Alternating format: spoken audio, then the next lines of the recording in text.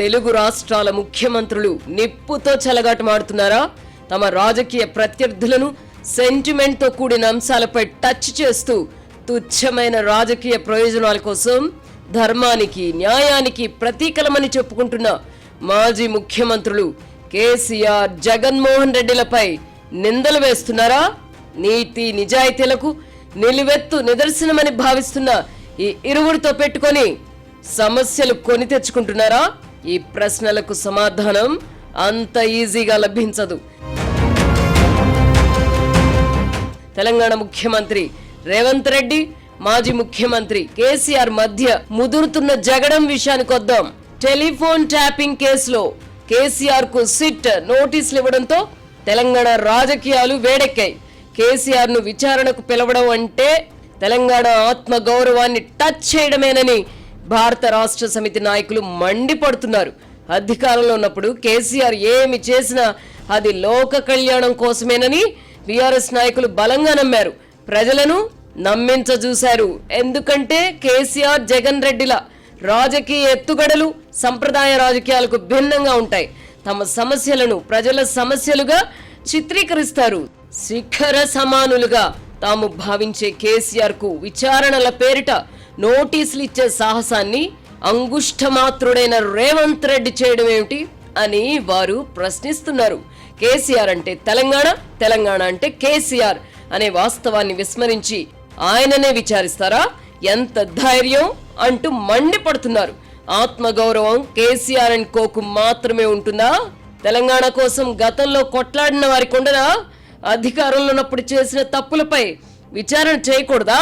KCR and Coke కష్టం నష్టం జరిగితే తెలంగాణ సమాజం మొత్తానికి కష్టం వచ్చినట్టేనా? ఇదెక్కడ వింత వాదన అని కాంగ్రెస్ నాయకులు ప్రశ్నిస్తున్నారు. కేసీఆర్ ను విచారణకు పిలవడం ఇదే మొదటిసారి కాదు. కాళేశ్వరం ప్రాజెక్టుపై విచారణకు ఏర్పాటైన జస్టిస్ పిసి ఘోష్ కమిషన్ గతంలో ఆయనను విచారణకు పిలిచింది. అప్పుడు తెలంగాణ సమాజం ఉలిక్కి పడలేదు. కేసీఆర్ కు సంఘీభావంగా రోడ్డు మీదకు రాలేదు. తెలంగాణ తెచ్చిన కేసీఆర్ కు ఈ కష్టం ఏమిటని ఆత్మ బలిదానాలకు సిద్ధపడలేదు. ఆ తర్వాత జరిగిన జూబ్లీ హిల్స్ ఉప ఎన్నిక అనంతరం జరిగిన పంచాయతీ ఎన్నికల్లో కూడా ప్రజలు కాంగ్రెస్ కే పట్టం కట్టారు. దీంతో తెలంగాణ సెంటిమెంట్ ను మళ్లీ రగిలించాల్సిన అవసరాన్ని బీఆర్ఎస్ నాయకులు గుర్తించారు. ఏ చిన్న అవకాశం లభించినా ఆ దిశగా ఎత్తులు వేశారు. ఇప్పుడు టెలిఫోన్ ట్యాపింగ్ కేసులో విచారణకు రావాల్సిందిగా కేసీఆర్ కు సిట్ అధికారులు నోటీసులు ఇచ్చారు. కేటీఆర్, హరీష్ రావు, సంతోష్ రావును ఇదే కేసు విషయమై ఇదివరకే విచారించారు. ఇప్పుడు కేసీఆర్ వంతొచ్చింది. ఇప్పుడు కూడా తెలంగాణ సెంటిమెంట్ ను రగిలించకపోతే మునిగిపోతామని భావిస్తున్న బీఆర్ఎస్ నాయకులు కేసీఆర్ ను టచ్ చేయడం అంటే తెలంగాణ ఆత్మ గౌరవాన్ని టచ్ చేయడమేననే పల్లవిని అందుకున్నారు. కేసీఆర్ అంటే ఏమనుకుంటున్నారు? శిఖర సమానుడైన ఆయనను విచారణకు పిలవడం ఏమిటి అని బీఆర్ఎస్ నాయకులు విమర్శలు సంధిస్తున్నారు. అయితే చట్టానికి ఎవరు అతీతులు కారనుకోండి. అధికారంలో ఉన్నప్పుడు కేసీఆర్ అండ్ కో కూడా ఈ మాటలు వాడేవారు. కేసీఆర్ ముఖ్యమంత్రిగా ఉన్నప్పుడు టెలిఫోన్ ట్యాపింగ్ జరిగిందా లేదా అంటే జరిగిందన్న విషయం బహిరంగ రహస్యం. కర్ణాటకలో ఇప్పుడు కాంగ్రెస్ ప్రభుత్వం ఫోన్ ట్యాపింగ్ కు పాల్పడుతోందని తప్పుపడుతూ కేసీఆర్ సొంత పత్రికలో శుక్రవారం నాడు ఒక కథనాన్ని ప్రచురించారు. ఫోన్ ట్యాపింగ్ కేసీఆర్ హయాంలో జరిగినంత మాత్రాన అందుకు కేసీఆర్ ఎలా బాధ్యుడవుతారని బీఆర్ఎస్ నాయకులు ప్రశ్నిస్తున్నారు. నిజమే, ఫలానా వారి ఫోన్లు ట్యాప్ చేయాలని ఏ ముఖ్యమంత్రి కూడా ఫైల్ పై రాసి సంతకం చేయరు. ఫలానా వారి ఫోన్లు దొంగచాటుగా వినండి అని మౌఖికంగా మాత్రమే చెప్తారు.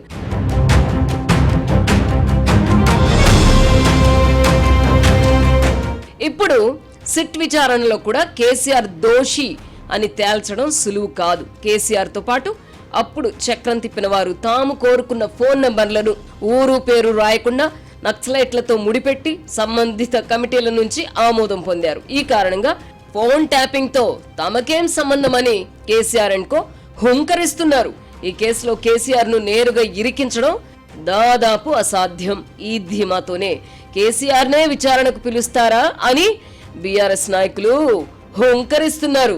పనిలో పనిగా ఆత్మగౌరవం నినాదం అందుకున్నారు. తెలంగాణ ప్రజలు ఆకలినైనా తట్టుకుంటారు గాని ఆత్మగౌరవం దెబ్బతింటే తిరగబడతారు. ఈ కారణంగానే నిజాం పాలనలో రజాకార్లను ప్రతిఘటించారు. ఆ తర్వాత దొరల అహంకారాన్ని తట్టుకోలేక తుపాకులు చేతపట్టి నక్సలైట్ ఉద్యమాల్లో పాల్గొన్నారు.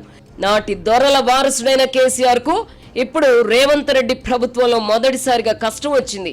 ఆయన ఆత్మగౌరవం దెబ్బతింటోందని గగ్గోలు పెడుతున్నారు. అయితే ఇప్పుడు యాగి చేస్తున్న వారంతా కేసీఆర్ పాలనలో ఎంతో మంది ఉద్యమకారుల ఆత్మగౌరవాన్ని దెబ్బతీసిన విషయాన్ని మర్చిపోతున్నారు. ముఖ్యమంత్రిని కలవడానికి నాడు ప్రగతి భవన్ కొచ్చిన గద్దర్ను లోనికి అనుమతించకుండా ఎండలో నిలబెట్టడం ఆయన ఆత్మగౌరవాన్ని దెబ్బతీయడం కాదా? తెలంగాణ కోసం ఆయన గజ్జె కట్టి గళం విప్పలేదా? ఉద్యమ సమయంలో జేఏసీ చైర్మన్ గా వ్యవహరించిన ప్రొఫెసర్ కోదండరాం వంటి వారికి ఏళ్ల తరబడి అపాయింట్మెంట్ కూడా ఇవ్వకపోవడం ఆత్మగౌరవాన్ని దెబ్బతీయడం కాదా? ఇలా ఎంతో మందికి అవమానాలు ఎదురయ్యాయి. ముఖ్యంగా కేసీఆర్ దొర పోకడల వల్ల తమ ఆత్మ గౌరవం దెబ్బతిందని భావించిన తెలంగాణ సమాజం గత ఎన్నికల్లో ఆయనను ఓడించింది. నాటి తమ దొర పోకడలను మర్చిపోయి ఇప్పుడు కేసీఆర్ ఆత్మ గౌరవాన్ని దెబ్బతీస్తున్నారని నిందిస్తున్నారు. అక్కడితో ఆగకుండా కేసీఆర్ అంటేనే తెలంగాణ అని, తెలంగాణపై ఆయనకు మాత్రమే పేటెంట్ ఉందని, ఇతరులకు ఆత్మగౌరవం ఉండదని భావిస్తున్నారు. ఈ నేపథ్యంలోనే ఉద్యమకాలం నాటి పరిస్థితులను, వాతావరణాన్ని మళ్లీ తీసుకొచ్చే ప్రయత్నం చేస్తున్నారు. అప్పట్లో తెలంగాణ రాష్ట్ర సమితి తప్పులను, కేసీఆర్ పోకడలను తప్పుపట్టిన వారిని తెలంగాణ ద్రోహులుగా చిత్రించేవారు. ఇప్పుడు రాష్ట్రం ఏర్పడి పుష్కర కాలం కావస్తున్నా ఉద్యమ సమయంలో అమలు చేసిన వ్యూహాలకు మళ్లీ పదును పెట్టే ప్రయత్నం చేస్తున్నారు. ఆంధ్ర వాళ్ళు, ఆంధ్ర పెత్తనం అని మళ్లీ మొదలెట్టారు. ముఖ్యమంత్రి రేవంత్ రెడ్డిని ఆంధ్ర తొత్తు అని నిందిస్తున్నారు. ఈ క్రమంలో చంద్రబాబును వాడుకుంటున్నారు.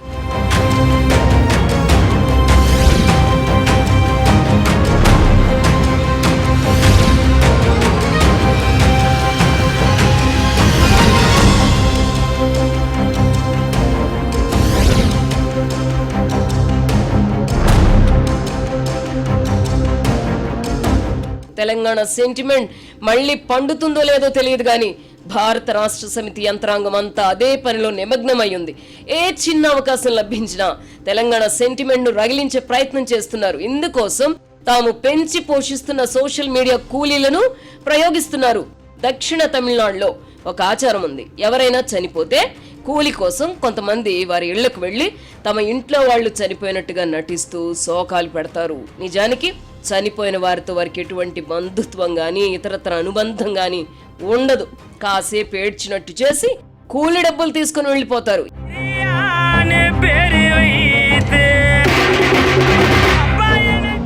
ఇప్పుడు సోషల్ మీడియాలో బీఆర్ఎస్ వాళ్ళు నియమించుకున్న కూలీలు కూడా ఇంచుమించు ఇదే పని చేస్తున్నారు. కేసీఆర్ అండ్ కోకు ఏ కష్టం వచ్చినా తెలంగాణకు కష్టం వచ్చినట్టుగా ఈ సోషల్ మీడియా కూలీలు ప్రచారం చేస్తున్నారు. ఈ కూలీలు పెట్టే పోస్టులు, వీడియోలు చూసి కేసీఆర్ అండ్ కో మురిసిపోతూ తెలంగాణ సమాజం అంతా అదే భావనతో ఉందన్న భ్రమల్లోకి వెళుతున్నారు.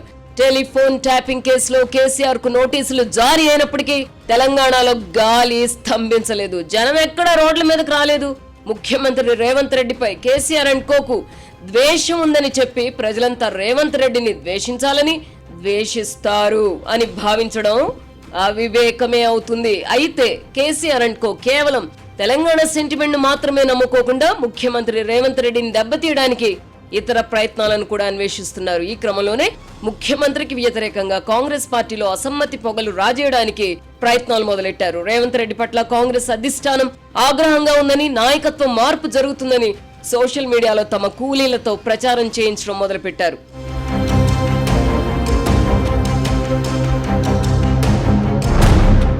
నైని కోల్ బ్లాక్ వ్యవహారం వెలుగులోకి వచ్చిన తర్వాత ముఖ్యమంత్రి రేవంత్ రెడ్డి, ఉప ముఖ్యమంత్రి భట్టి విక్రమార్క మధ్య విభేదాలు సృష్టించే ప్రయత్నాలు చేశారు. కేసీఆర్ సొంత మీడియా భట్టి తరపున వకాల్తా పుచ్చుకొని అనేక కథనాలు వండి వార్చింది. భట్టి నివాసంలో 4 మంత్రులు సమావేశమై ముఖ్యమంత్రికి వ్యతిరేకంగా జట్టు కట్టారని ప్రచారం చేశారు. గడిచిన కొంతకాలంగా బీఆర్ఎస్ నాయకులు కేసీఆర్ సొంత మీడియా పోకడలను గమనిస్తే రేవంత్ రెడ్డిని గద్దె దించడమే వారి అభిమతంగా కనిపిస్తోంది. కాంగ్రెస్ లో అంతర్గత కుమ్ములాట్లు పెరిగి రేవంత్ రెడ్డి మాజీ ముఖ్యమంత్రి అయిపోవాలని బలంగా కోరుకుంటున్నారు. అందుకే సందు దొరికితే చాలు ఎక్కడ పడితే అక్కడ చొరబడుతూ ముఖ్యమంత్రికి వ్యతిరేకంగా గ్రూపులను ప్రోత్సహించే పనిని ముమ్మరం చేశారు. ఈ క్రమంలోనే ఒరిజినల్ కాంగ్రెస్ కు చెందిన వాళ్ళంతా రేవంత్ రెడ్డిపై అసంతృప్తితో రగిలిపోతున్నారని ప్రచారం చేస్తున్నారు. రేవంత్ రెడ్డి కాంగ్రెస్ పార్టీలో కొత్తగా చేరిన వారే అనడంలో సందేహం లేదు. అయితే వివిధ కారణాల వల్ల తెలంగాణ కాంగ్రెస్ లో బలమైన నాయకులు లేకుండా పోయారు. రాజశేఖర్ రెడ్డి ముఖ్యమంత్రిగా ఉన్నప్పుడు తెలంగాణలో కాంగ్రెస్ నాయకులు ఎదగకుండా అడ్డుకున్నారు. జైపాల్ రెడ్డి వంటి వారు కూడా అప్పట్లో నిస్సహాయులుగా మిగిలిపోయి ఢిల్లీకే పరిమితమయ్యారు. ఈ నేపథ్యంలో కాంగ్రెస్ లో చేరిన రేవంత్ రెడ్డి తన అదృష్టాన్ని పరీక్షించుకున్నారు. కాలం కలిసొచ్చి ఆయన ముఖ్యమంత్రి అయ్యారు. రేవంత్ ముఖ్యమంత్రి అవడానికి కేసీఆర్ మాత్రమే కారణం. దొరతనాన్ని విడిచిపెట్టి కాస్తంత ప్రజాస్వామ్యబద్ధంగా వ్యవహరించి తెలంగాణ ఉద్యమంలో కీలక పాత్ర పోషించిన వారిని కొంచెం చేరదీసినా గత ఎన్నికల్లో కేసీఆర్ మళ్లీ గెలిచుండేవారు. ఈ వాస్తవాన్ని గుర్తించకుండా ఓటుకు నోటు కేసులో తాను జైలుకు పంపిన రేవంత్ రెడ్డి ముఖ్యమంత్రి కావడం ఏమిటి అని కేసీఆర్ ఇప్పటికీ జీర్ణించుకోలేకపోవడం వల్లనే తంట అంతా. కేసీఆర్ ఇష్టాయిష్టాలతో సంబంధం లేకుండా రేవంత్ రెడ్డి ముఖ్యమంత్రి అయ్యారు.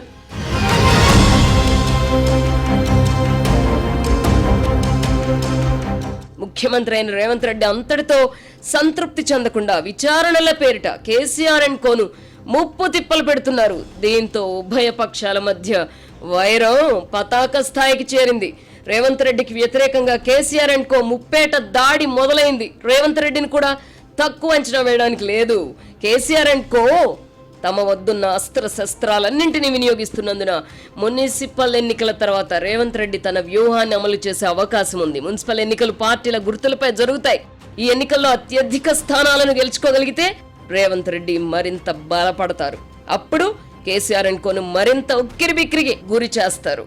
ఈ విషయం తెలుసుకనికే మున్సిపల్ ఎన్నికల్లోనే తెలంగాణ సెంటిమెంట్ ను రగిలించే ప్రయత్నాలను బీఆర్ఎస్ ముమ్మరం చేసింది. కేసీఆర్ అంతటివాడు ఇంతటివాడు అని బీఆర్ఎస్ నాయకులు మురిసిపోతూ ఉండవచ్చు కానీ చట్టం ముందు అందరూ సమానులే. ఫోన్ ట్యాపింగ్ కేసులో కేసీఆర్ సిట్ విచారణను ఎదుర్కోవాల్సిందే. విచారణకు పిలిచినంత మాత్రాన ఆత్మగౌరవానికి భంగం వాటిల్లదు, ప్రజల్లో సానుభూతి కూడా ఏర్పడదు.